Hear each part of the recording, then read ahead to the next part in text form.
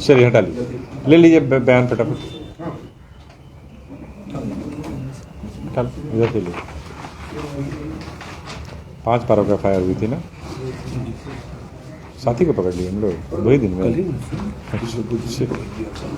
ठीक है, अच्छा काम किया। चलिए ठीक है।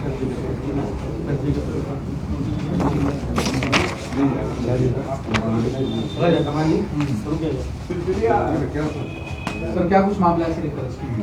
देखिए, सुखदेव नगर थाने क्षेत्र में एक शहर के प्रतिष्ठित व्यवसायी से 40 लाख रुपए की रंगदारी मांगी जा रही थी और जान की धमकी दी जा रही थी, जान से मारने की। इसको लेकर के 5/12/22 को एक प्राथमिकी दर्ज की गई 481/22 और व्हाट्सएप कॉल का उपयोग किया जा रहा था थ्रेट देने के लिए, धमकी देने के लिए, और उसके लिए एक टीम बनाई गई डीएसपी कोतवाली और सुखदेव नगर थाना प्रभारी के नेतृत्व में, और बहुत तेज़ी से उस पर कार्रवाई करते हुए रांची पुलिस ने जो व्यक्ति इसमें इन्वॉल्व था उस व्यक्ति की गिरफ्तारी की है, और जो सिम कार्ड उसके द्वारा यूज़ किया जा रहा था, जो मोबाइल फ़ोन यूज़ किया जा रहा था, उसको जब्त किया गया है। एक प्रकार से इस पूरे कांड का खुलासा किया गया है। इसमें यह पाया गया कि बेसिकली एक सिक्योरिटी गार्ड, ये जो प्रतिष्ठित जो दुकान के मालिक हैं, उस दुकान में एक लंबे समय से, बहुत पुराने समय से एक सिक्योरिटी गार्ड के रूप में कार्य कर रहा था, उसका यह लड़का है, और यह भी बहुत दिनों से उस दुकान और दुकान के जो मालिक हैं उनसे वाकिफ़ था। इसको ऐसा लगा कि ये एक इजी टारगेट हो सकता है और एक इजी मनी का माध्यम हो सकता है। इसको ध्यान में रखते हुए उसने पहले एक सिम कार्ड का, एक तरीके से कह सकते हैं कि जुगाड़ किया, और उस सिम कार्ड के आधार पर फिर व्हाट्सएप नंबर बनाया और उसके माध्यम से कॉल करके वो पैसे की उगाही करने की कोशिश कर रहा था। इसी दौरान वो पकड़ा गया और उसकी गिरफ्तारी की गई है और उसे न्यायिक हिरासत में भेजा जा रहा है। आपराधिक इतिहास कुछ नहीं है,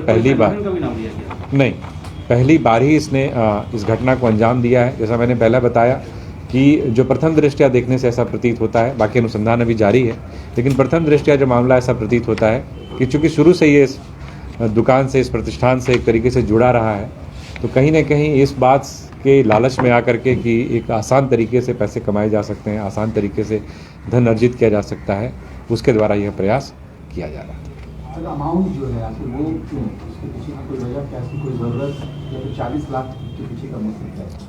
इसका ऐसा कहना है कि ये बेसिकली फ्लेक्स वगैरह का भी काम करता है, तो इसको एक मशीन की खरीदने का इसका एक इरादा था और उस मशीन को लेने के लिए, ऐसा इसका अपनी सफाई में इसका ये कहना है कि मैं उसको लेने के लिए मैंने इस घटना को अंजाम देने की कोशिश की। मैं काफ़ी समय से इस बारे में सोच रहा था, लेकिन जो है वो मुनासिब नंबर नहीं मिल पा रहा था, सिम नहीं मिल पा रहा था।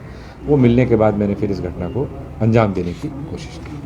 तो जिस मोबाइल नंबर से थ्रेटिंग किया गया था वो नंबर किसका है और इसे कैसे उपलब्ध हुआ, या फिर इसने ही खरीदा था? ये मोबाइल नंबर जो है ये इस राज्य का नहीं है, इस राज्य से बाहर का यह मोबाइल नंबर है। इसी कारण से पुलिस को शुरुआती दौर में कठिनाई भी हो रही थी उस नंबर को ट्रेस करने में। उसके जब वैकल्पिक नंबरों को निकाला जा रहा था तो उसको भी ट्रेस करना डिफ़िकल्ट हो रहा था। तो एक प्रकार से कह सकते हैं कि वैसे इसका ये पहला अपराध है। पहले एक मामले में, हालांकि इसका नाम आ चुका है, एक एफआईआर के मामले में सुखदेव नगर पंडरा क्षेत्र में एक चोरी के मामले में इसका नाम पूर्व भी प्राथमिकी में आ चुका है। लेकिन इस प्रकार की जो घटना अंजाम दिया इसने, तो एक तरीके से कह सकते हैं कि प्लानिंग के साथ अंजाम दिया, क्योंकि जो तकनीकी पहलू होते हैं उसको ध्यान में रखते हुए कि पुलिस को किस प्रकार से चकमा दिया जा सकता है, उसका पूरा इसने ख्याल रखने की, पूरा ध्यान करने की कोशिश की। लेकिन इसके बावजूद पुलिस की कार्यकुशलता से यह पकड़ा गया।